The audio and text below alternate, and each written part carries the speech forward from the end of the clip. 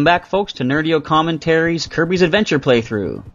We're at part 2, and we're still in level 2 of Vegetable Valley. About midway through, I think. Yeah, oh, that's actually the that gate there with the little star on top of it. Oh, there we go. That indicates the end of the level. And what better way to finish off a level than with Sword Kirby? And, yep, 2. We made it to level 2. At the end of every stage, you have one of these little mini-games here where you land on a star platform at the bottom. And depending on when you hit the A button, like how far down it is, that springboards you up high. If you can make it up to level 1, you actually do get a free man for that.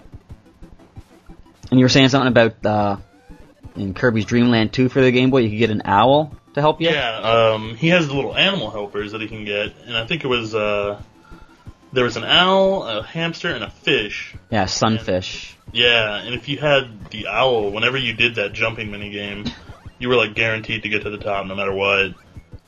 Well, that's pretty handy, isn't it? Oh, yeah. A good reason to seek that character, I suppose.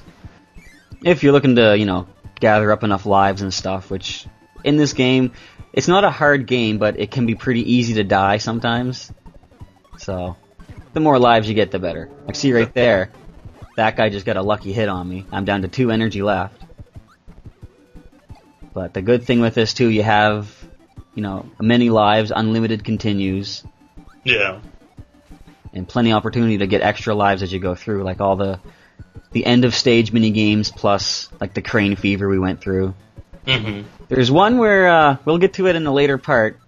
It's King DDD is throwing eggs, and you got to catch them all. He also throws bombs, but if you catch a bunch of the eggs and you don't get blown up, he spits out the chickens afterwards.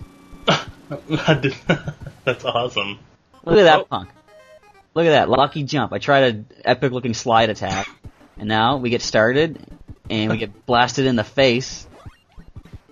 This is where Kirby goes into rage mode. Actually, he is going to go into rage mode, as you see here. I want that power-up of that guy. Ah, yes. The fireball. This is a good Kirby power-up. Isn't going to take this anymore. No, he's had his fill. Throughout the game, there's a lot of secret areas you can get to, like secret switches and things, and many of them are blocked by walls that you can't break normally. The fireball is one of the power-ups you can use to break through them, and look at that, number 1. There's a free life. But yes, so the fireball, the hammer is another one, and I think you only get that from one of the boss characters. Oh really? There's not like a regular character that's carrying it? I don't believe so. And that boss will be Bonkers the Monkey. Yeah, he's one of those characters that not only does he throws coconuts at you for like a weapon too, but when his hammer will hit the ground, it actually creates like a cartoony looking star, which most games would just be a visual effect, but in this, Kirby can actually inhale that and shoot it as a weapon. Always nifty. Yeah. I just like how they did that with the Kirby games, like stuff you wouldn't even really think about, like those little stars that he's hitting. If he hits the wall, a little star flies out. You wouldn't think that a big star would be something more important than that, but... Yeah. Here we have our little Freezy mini-boss.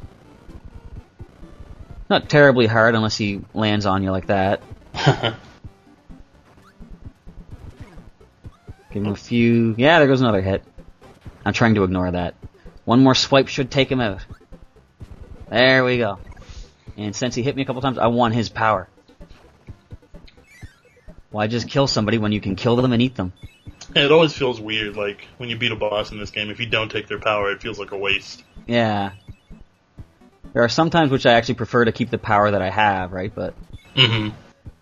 So for example, this ability here, you can freeze characters. They turn into a little ice block, which you can then shoot out and kick into somebody else, too. So it actually kind of slows things down a bit, because as you'll see when we get to the first boss, it's kind of quicker to actually just inhale somebody and shoot them out. Mm-hmm. But if you can take a power-up, why don't you take it? Yeah, definitely. Here we have the Waddle Dee Army, as people will recognize from Smash Brothers. I like that power-up in Smash Brothers. King DDD just lets all his people do it. Yeah. And here's Kirby's super form. The Hyper Lollipop. This would be your basic invincibility power-up of the game. It seems like whenever you get one, they always throw more guys at you, too. Yeah. Isn't it just so rewarding to plow through everybody like that? Definitely. So we finished level 4 of Vegetable Valley, which unlocks the boss room. I wonder who it's going to be. It looks like it's King Dedede, but it's not. Aw. It's everybody's favorite neighbor, the Whispy Woods. I like how, yeah, he actually shows up in Kirby's Air Ride for the N64, too. He's just sitting there. Yeah. He's sitting there in the forest. You can actually ram into him until he starts to cry, like in this. It serves. Does it drop apples? No, it serves no purpose at all. He's just there. Uh-oh, I've only got 1 hit point left. Ooh, close one. Yes, indeed. As I've said, it is easy to die in this game, but I try to keep it to a minimum, because who wants to see their hero die, right? Exactly. Come on, Kirby, you can do this. You can defeat that immobile tree. Ah, there we go.